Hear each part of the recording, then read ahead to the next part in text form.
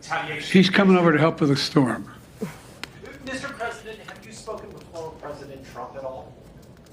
Are you kidding me?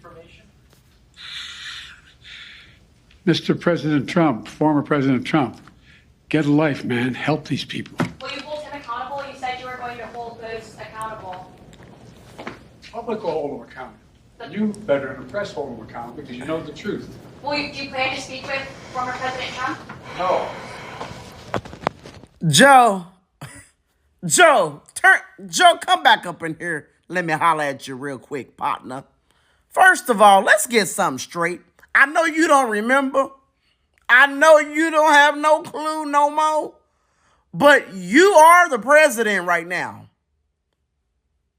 So what you mean Trump needs to stop playing around and help people?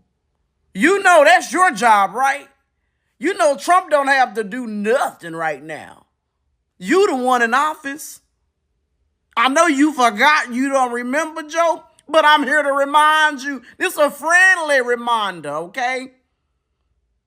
You need to help the American people. That's what you were elected to do. Supposedly. Trump need to do something. You need to do something. Kamala need to do something. And guys, before we get started, thanks so much for hitting the like button and subscribing to the channel. Let's go. Trump, in fact, is doing something. He housed almost 300 linesmen as Hurricane Milton made landfall, and he didn't even charge them for any of the rooms that they stayed in. This came out of his own pocket. Now, when was the last time that Joe or Kamala Harris spent a dime on the American people? It just goes to show that Donald Trump is a man of his word. He says that he wants to take care of the people of this country. He's doing it before he even steps back into the White House. He also laid out a message of inspiration for the people. Check this out. Hello, Florida. This is President Donald J. Trump. Melania and I are praying for you as you face the aftermath of Hurricane Milton. We are deeply saddened by the devastation being reported, and it sounds like it's as bad as it gets. And we feel so sorry for you, and we want God to be with you, and we know God is with you. Our hearts go out to each and every one of you. To those who've lost so much, know that you are not alone. We've seen you stand tall against storms before, and you will stand tall now. And hopefully on January 20th, you're going to have somebody that's really going to help you and help you like never before, because help is on the way. Together, we will rebuild, we will recover, and we will come back stronger, bigger, better than ever before.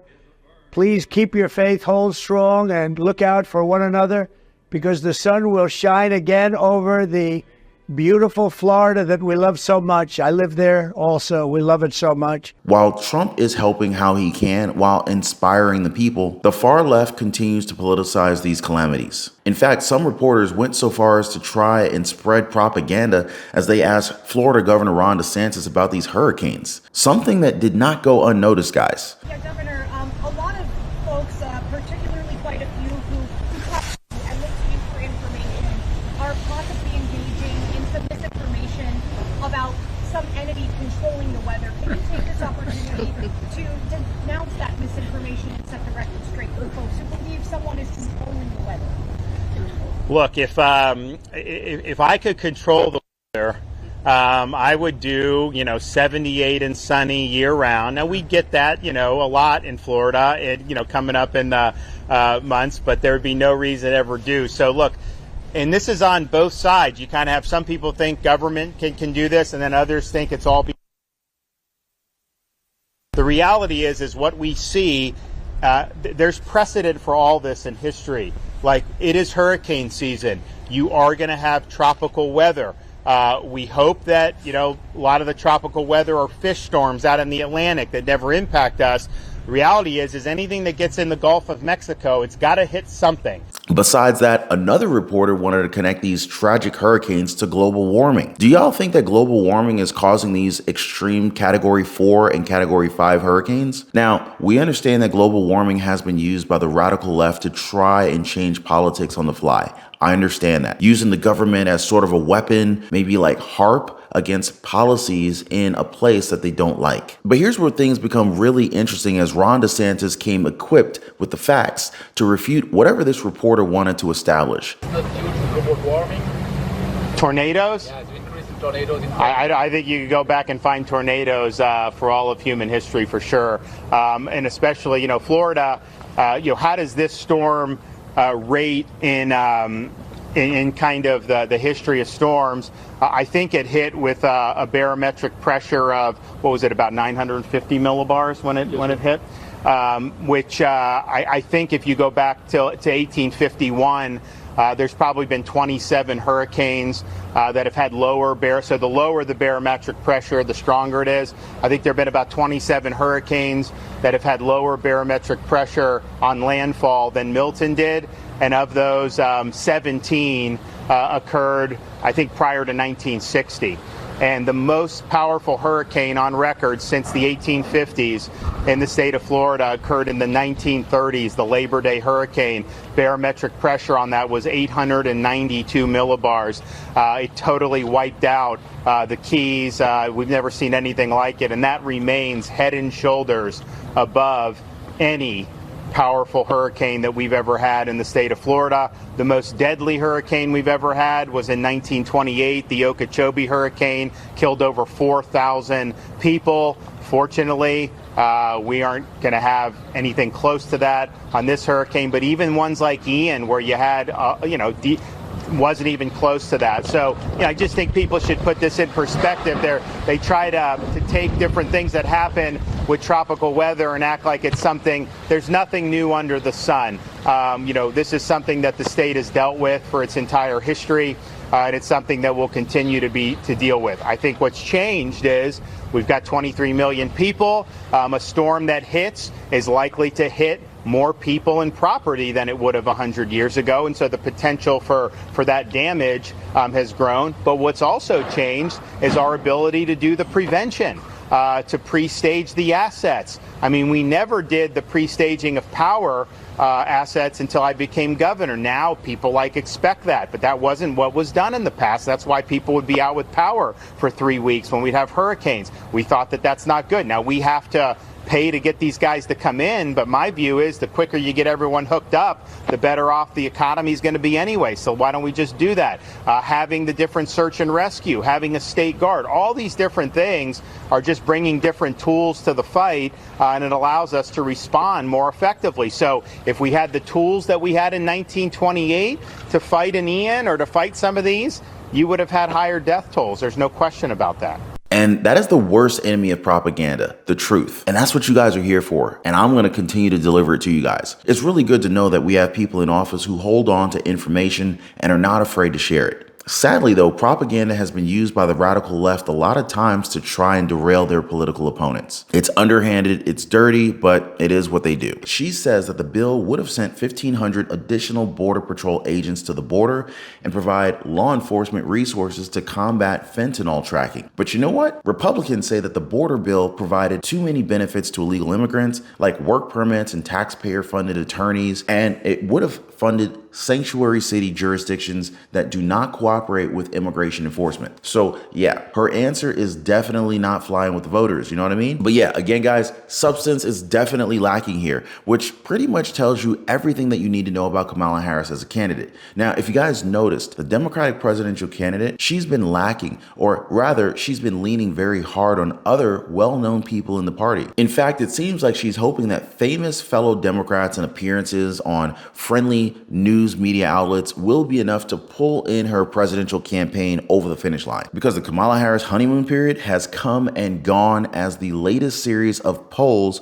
are suggesting that Republican presidential candidate Donald J. Trump has the advantage in the race to the White House. Just recently, the same day that former President Barack Obama held his first rally for Harris in Pittsburgh, the campaign ground announced that another former chief executive, Bill Clinton, will make the case for Kamala Harris in Georgia and North Carolina. Kamala Harris' spokesperson even called him the big dog. They also mentioned what they called a significant ad buy on Philadelphia hip-hop and R&B focused stations in an apparent bid to shore up slipping black support. I know. And they called Donald Trump racist. Go figure. But yeah, guys, it really looks like there's no stopping Donald Trump now. The Real Clear Politics polling average has Donald Trump narrowly leading Kamala Harris in 5 of the 7 vital states that will decide this election: Arizona, Georgia, Michigan, North Carolina, and Pennsylvania. Now, of those 5, only North Carolina went for Donald Trump in 2020. More concerning for the VP, the Wall Street Journal reported that even an internal poll conducted by Wisconsin Democrat Senator Tammy Baldwin's campaign showed Donald Trump in front of Kamala Harris by 3 percentage points, more than triple the Republicans' winning margin in the state of 0.77% over Hillary Clinton in 2016. The Trump campaign piled on by blasting out internal polls of the 7 swing states, showing him up 5 percentage points in Georgia, 3 percentage points in Arizona and Nevada, and a single percentage point in Michigan, North Carolina, Pennsylvania, and Wisconsin. Longtime political journalist Mark Halperin even commented on his show recently